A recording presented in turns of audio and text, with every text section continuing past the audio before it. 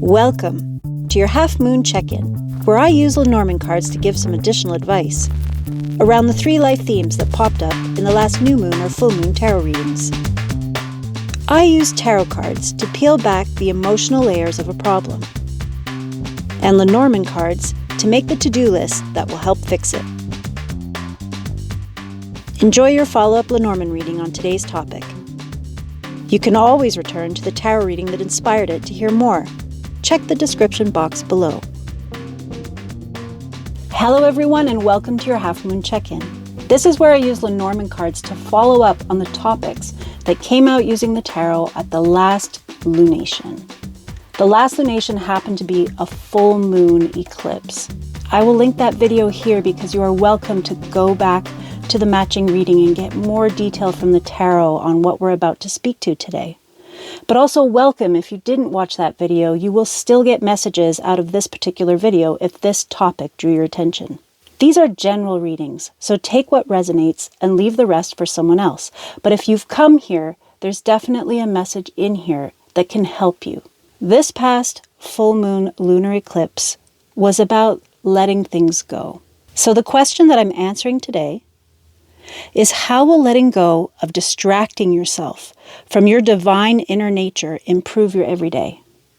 And yes, this is a very high-level question, but it is what came out of the tarot cards last week.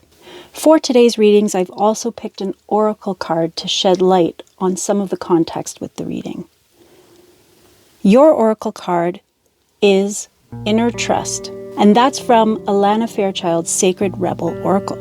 I highly recommend this oracle. It has an incredibly detailed book, but I'm just going to read a couple of lines that caught my attention as I scanned the first page. Your opportunity for growth lies in letting go of the need to hide yourself from the world and to let go of any doubt about the wonder of what lies within you. You are being assured that you can trust your intuition and your own sense of things. And this particularly came clear in this reading. For these readings, I've chosen a Lenormand 9-card square. Now, the Lenormand deck is a different esoteric vocabulary from the tarot. And the tarot really lends itself to deep emotional and spiritual discussions. You can get that kind of information out of the Lenormand as well, but the Lenormand only has 36 cards versus 78 cards. And its purview is more on the practical. You get pretty concrete advice from a Lenormand. That being said, this reading is not about the concrete. It's about dwelling in your divine nature. And I think that becomes clear in the reading because there is potentially for some of you an issue of health.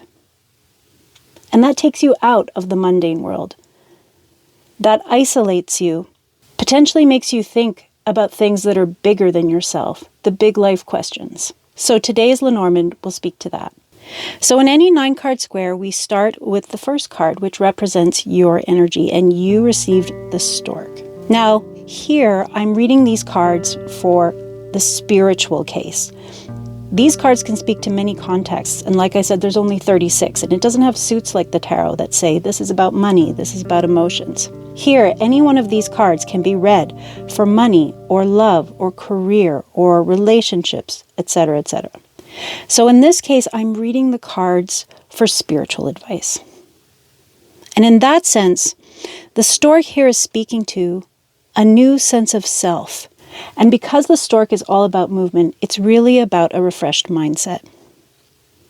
Here in the middle, we have the lily, and this speaks to the overall topic. And lily can have many associations, but here I'm pulling out a health association. So anything that is isolating you from your everyday life more, whatever subject is taking you away from your everyday, it's that. So for some of you, it's health. But for others, it might be you're caretaking for someone. There can be all kinds of reasons that isolate you, but that is the key common ingredient. Are you isolated from the everyday in some way? Ultimately, the lily here is about very important life matters that must be considered from outside of your busy day-to-day. So it requires you to take rest, take stock of what values you've outgrown. And because of the stork here, it's about expressing that. The lily is ultimately about high-level values. What's most important to you? What's your legacy in this lifetime? And because the Lenormand 9 card square has directionals, which is different, tarot is much more free-flowing, the Lenormand 9 card square all ends up on this card here, the bottom right. And in this case, you have the mouse card. This isn't the easiest card, but also it isn't a particularly weighty card when it comes to negativity. There are much more negative cards in the deck. Here, the mouse is about bleeding energy, giving power away to someone. It can also be about releasing attachments, addictions to things. So in this first diagonal, putting that all together, we have stork plus lily plus mouse. I would say you are going through a deep transformation that is at times discouraging, but I'm going to be talking about how it's being compounded because you're bleeding your energy and giving power away to someone else, and potentially more than one someone. Someone intimate to you, which is the dog, which we'll talk about, a close person, a close companion, but potentially to experts that you might be engaged in this process. And here the second diagonal really does speak to a long-term companion. So the lily card always speaks about long-term, about epochs. Here we have a very close friend in the dog. And the sun is really just about everything that's positive. So I would say there is a close person in your life. If you're dealing with a health issue, then this is a caregiver. You've had a long-term relationship with this person, and it has been mainly positive. So in this diagonal, the sun is like an adjective that describes this person, but we'll move on into the columns and it will speak to a different issue in this reading. The Lenormand 9 card square also has a time series incorporated in it. The first column is the past, then we have the present, and then we go to the near future. So in column 1, I'm going to add in coffin.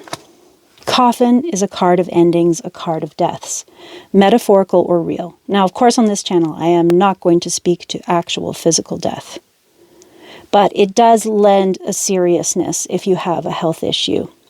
It also speaks to being, as I said, isolated from the world. In an emotional sense, the coffin here is speaking to a dark night of the soul and a kind of grief. So I would say that this long-term companion of yours is experiencing some grief. This is your near past, where we have stork plus coffin plus dog. Now the stork was talking about a burgeoning new sense of self. You are rebirthing yourself. This can definitely happen if you're dealing with a long-standing health issue, because of course you are altered from your former self and there is a new normal. Now right away, because we are talking about potentially challenging ways of being that you're dealing with, I want to tell you that having the sun here, there are some positive things that will come out of this. Just like any challenging episode in a life, if you're in a growth mindset, there are always things to be learned and gained for you, but also for the others that surround you. Doesn't mean it's easy. And the mouse here shows that it isn't easy, that you're being challenged. But given that you have the lilies in the center here, you will overcome in whatever ways you can and in whatever ways you need to. Because a new sense of self is one of the most important things here, and that you actually express it to those around you, you stop bottling it up. That is the most important outcome here. So this sun card is really talking about you birthing your new sense of self, given the challenges, given whatever crossroads you're facing. And that's what this past card speaks to. Stork plus coffin plus dog. This new sense of self, it's the result of a dark night of the soul. And your long-term companion is grieving this change. And so would you be, I imagine. But this dark night of the soul is really birthing you some really deep new insights. Your values are changing or becoming clearer to you than they ever have been before. Now we move to the present, and I'm going to add in the ring and anchor. In a spiritual context, the ring is about karma. It's about actions that beget consequences. And it's a repeating pattern, the circle. It's very much a relationship card. So I think it really is speaking to your relationship with this long-term companion, this beautiful relationship that you've had. The ring is also about prioritizing the right relationship. In this case, given its positioning, I would say that's to yourself. Now, obviously, you might feel like you owe this long-term companion, who might even have been a caregiver recently, a lot. And that's true. But this reading is saying you need to prioritize yourself, even though they're grieving, even though that you see that they need things. Because ultimately, they're making this change in your sense of self harder. And we'll talk about that. They're trying to control how you change, the way you express it, potentially to others. We'll talk about that. So now in column 2, we have ring plus lily plus anchor. The anchor in this context, combined with these cards, is about shutting out distractions. Again, this column really brings you into yourself while being near others you care about, who care about you. There is a storm of some kind that is taking you out of everyday life. For some of you, health. For some of you, other reasons. But this anchor says you need to be the anchor. You need to be the eye of the storm, not anybody else. And this person, because they're falling into this line with the mice, is a distraction, an anxious distraction in your situation, even if it's out of care. Now, the advice of the ring card, because it's reap what you sow karma, only different actions will garner different outcomes, particularly with this person. So this might not be the easiest for you if you're having to be so concentrated because you're the eye of the storm. But you need to act differently with this person for them to stop this kind of anxious control that they're trying to put on you and the situation.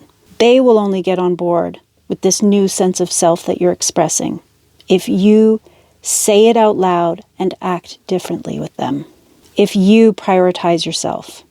Now in the final outcome column, I'm going to add in Tower. A Tower is about the past. Because you have Lily, which is really a card about life eras. This is really about your life story. You're going over your life story, and that means, if you want, you can heal some of the past. If you're not the person in the health situation, if you're caregiving for someone else, you expressing out loud to that person your new sense of self, you can heal the past. In this combination, this is about expressing healthy ego. Now, maybe some of you are taking care of parents because the Lily card can be about older people, or elders. It's not the easiest to express healthy ego with people we're really close to, like parents and long-term mates and even long-term friends. Really deep, important relationships that have gone decades because those grooves are really worn with them. But this situation that's taking you out of everyday life has really given you a new consciousness, sun consciousness. If anyone can do it, now's the time, and you can, because you've been given such an incredible high-level perspective shift, because you've been taken out of the everyday. The other thing the Tower can speak to is institutions and experts within that institution. I have a feeling that you might be interfacing, not only you yourself are ill and interfacing with experts on what's going on for you. Potentially, if you're caretaking for someone, you're dealing with experts that know about this situation. And because the experts are falling in line with the Sun card, they're a better source of knowledge to you right now than the people closest to you who have your best intentions at heart. I believe this caregiver deserves to be on top. They've done an incredible job. They've been there in the long term. But now it's time to hand it over, to trust you and your decision making, because you're going to recognize who can help you, who you want to help you rebirth this new you, given what you have to live with now.